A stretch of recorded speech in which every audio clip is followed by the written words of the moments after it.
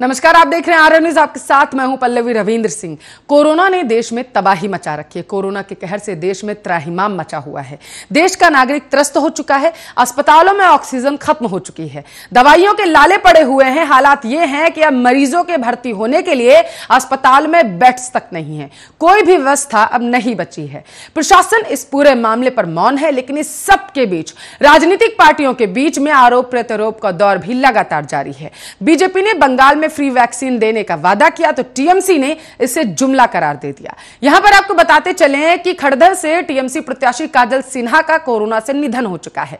काजल सिन्हा की मौत पर ममता बनर्जी ने दुख जताया। आपकी जानकारी के लिए आपको यह भी बताते चले कि पश्चिम बंगाल में कोरोना वायरस से संक्रमित लोगों का कुल आंकड़ा जो है वो 7 लाख के पार हो चुका है, जबकि इस वायरस से अब तक राज्य में आपको बताते चले 10,884 लोगों ने अपनी जान गंवा दी। पश्चिम बंगाल में हो रहे विधानसभा चुनाव पर नजर डाले तो बंगाल में अब तक 6 चरणों का मतदान हो चुका है, जबकि 26 अप्रैल यानी कि कल राज्य में 7वें चरण का मतदान होना अभी बाकी है। इस चरण में कुल 5 जिलों में 36 निर्वाचन क्षेत्रो68 में वोट डाले जाएंगे। इन 5 जिलों में मालदा, दक्षिण दिनाजपुर, मुर्शिदाबाद, कोलकाता, पश्चिम बर्धमान शामिल है।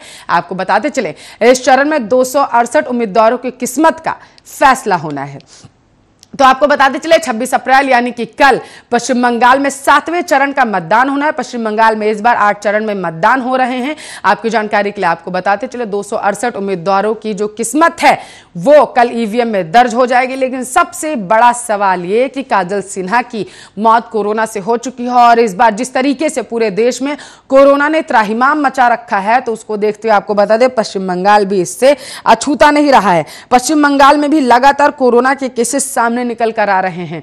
यहां पर आपको यह भी बता दें कि पश्चिम बंगाल में जिस तरीके से कोरोना ने केसेस रफ्तार पकड़ ली थी, उसको देखते हुए बीजेपी ने अपनी सारी रैलियां पश्चिम बंगाल में रद्द कर दी, जिसको देखते हुए आपको बता दें बीजेपी ने यह भी दावा किया कि वो पश्चिम बंगाल में फ्री वैक्सीन देगी पश्चिम बंगाल की जनता को। इस बयान के तुरंत बाद टीएमसी ने पलटवार किया और बीजेपी का इसे जुमला करार दे दिया।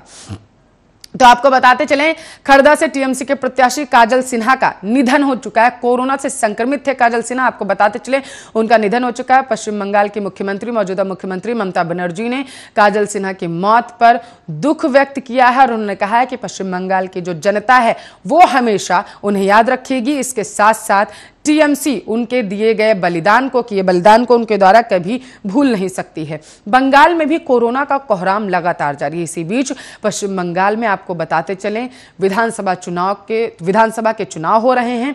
इस सब के बीच आपको बता दें कि जिस तरीके से कोरोना लगातार बढ़ता जा रहा है, देश में संक्रमित मरीजों की संख्या लगातार बढ़ती जा रही है। पश्चिम बंगाल भी इससे अछूता नहीं है। संक्रमित मरीजों की संख्या पश्चिम बंगाल में भी लगातार बढ़ती जा रही है। मौत की संख्या 10,000 के आर पार पहुंच चुकी है और आपको बता दें चलें कि इस सब के बीच राजनीतिक पार्टियां अब आमने सामने आ चुकी हैं। बीजेपी ने, आपको बताते चले टीएमसी ने फ्री वैक्सीन का दावा किया था और जब बीजेपी ने फ्री वैक्सीन का दावा किया तो टीएमसी ने बीजेपी का इसे जुमला करार दे दिया। हालांकि आपको बताते चले बीजेपी ने सीधे तौर पर कहा कि जो पश्चिम बंगाल में कोरोना के केसेस बढ़ रहे हैं, इसकी सीधे तौर पर जो जिम्मेदारी है वो टीएमसी की है, क्योंकि पश्चिम बंगाल को टीएमसी कहीं ना कहीं संभाल नहीं पाई थी। हालांकि आपको बताते चले जिस तरीके से कोरोना के केसेस पश्चिम बंगाल में बढ़ गए, टीएमसी ने इसका पूरा ठीकरा बीजेपी पर मढ़ दिया।